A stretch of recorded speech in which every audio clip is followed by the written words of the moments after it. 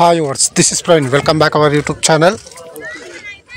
ఈరోజైతే మనము కోయంబత్తూర్ జంక్షన్ నుంచి ఇషా ఫౌండేషన్కి అయితే వెళ్తున్నాము. ఆదియోగి స్టాచ్యూని చూడడానికైతే, అలాగే అక్కడ ధ్యానలింగాన్ని కూడా మనం సందర్శించవచ్చు. ఎగ్జాక్ట్లీగా కోయంబత్తూర్ బస్ స్టాండ్కి బయటకు వస్తే, మీరు ఫస్ట్ ప్లాట్ఫామ్ దాటి బయటకు వస్తే మీరు ఇక్కడ నుంచి రైట్ తీసుకుంటే బస్ స్టాండ్ ఉంటుంది. అక్కడికి వెళ్ళి మీరు ఇషా వెళ్ళే బస్సెస్ క్యాచ్ చేయొచ్చు, లేదా అక్కడ నుంచి అయినా సరే, లేదా నేను ఇక్కడ చూపిస్తున్నా చూడండి, లెఫ్ట్ తీసుకొని అవతల రోడ్, ఆ బస్ వచ్చే రోడ్ ఉంది కదా, అవతల రోడ్ వెళ్ళి కొంచెం ముందు వెళ్తే మనకు బస్ స్టాప్ అయితే ఉంటుంది.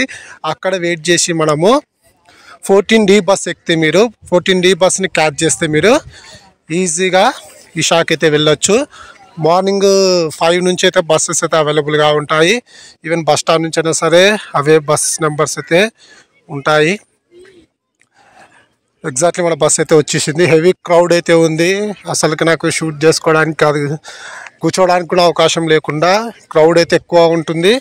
ఒకవేళ మీరు క్యాబ్ తీసుకుని వెళ్ళాలనుకుంటే గ్రూప్గా కలిసి నియర్లీ మనకు 1000 నుంచి 1500 వరకు అయితే ఛార్జ్ అయితే పడుతుంది. ఆటో వాళ్ళని అడగండి, ఆటో వాళ్ళు రారు, వచ్చినా కూడా వాళ్ళు కూడా 500 నుంచి 600 రూపాయలు అయితే ఛార్జ్ అయితే చేస్తారు. ఎగ్జాక్ట్లీగా మార్నింగ్ 6:30కి అయితే మన బస్ అయితే వచ్చింది. 6:45కి ఉందని చెప్పినారు, కానీ 6:30కే బస్ అయితే అవైలబుల్గా వచ్చింది. 14D బస్సెస్ కాకుండా ఇంకా చాలా బస్సెస్ అయితే అవైలబుల్ ఉన్నాయి. 14 బస్సెస్ నెంబరే కాకుండా వేరే ఉన్నాయని చెప్పినారు అక్కడ వాళ్ళు, కానీ నాకైతే సరైన ఇన్ఫర్మేషన్ లేదు కాబట్టి నేను ప్రయాణించే బస్సు మీకు చెప్తున్నాను. ఇక్కడ చూడండి, మనం రైల్వే స్టేషన్ వచ్చినాం కదా, రైల్వే స్టేషన్ నుంచి కొంచెం యువతల లెఫ్ట్ టర్న్ తీసుకుంటే మనము డైరెక్ట్గా బస్ స్టాండ్కి అయితే చేరుకుంటాము. బస్ స్టాండ్ కూడా మీకు చూపిస్తాను. బస్ స్టాండ్ నుంచి మనము ఇషా ఫౌండేషన్కి అయితే వెళ్తున్నాము. మనకు నియర్లీ టికెట్ 50 రూపీస్ అయితే పడింది.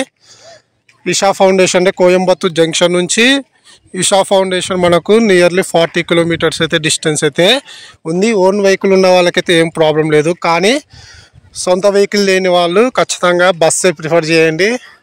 చాలా తక్కువ ఈ తమిళనాడు స్టేట్ గవర్నమెంట్ బస్సులన్నీ కూడా రేట్స్ అయితే చాలా చీప్. ఈ బస్ అయితే డీలక్స్ బస్కి 40 కిలోమీటర్స్కి 50 రూపీస్ ఛార్జ్ అయితే తీసుకున్నారు.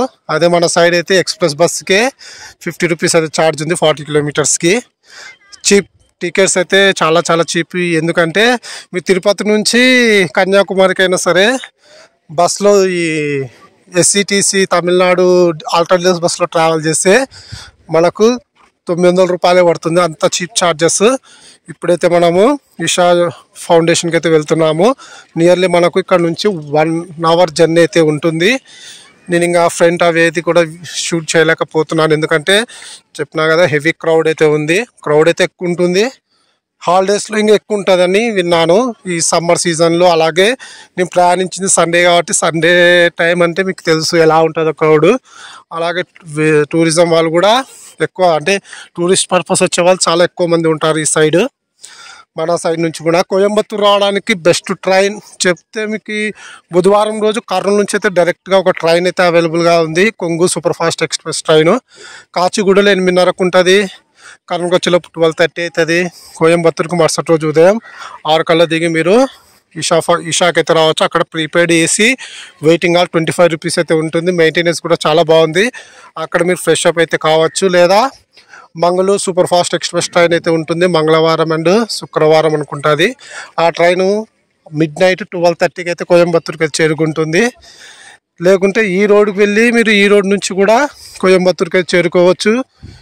మీరు మధురై సూపర్ ఫాస్ట్ ట్రైన్ ఎక్కి మీరు ఈ రోడ్ చేరుకొని, ఈ రోడ్కి midnight ఏమో చేరుకుంటుంది 12కి అలా.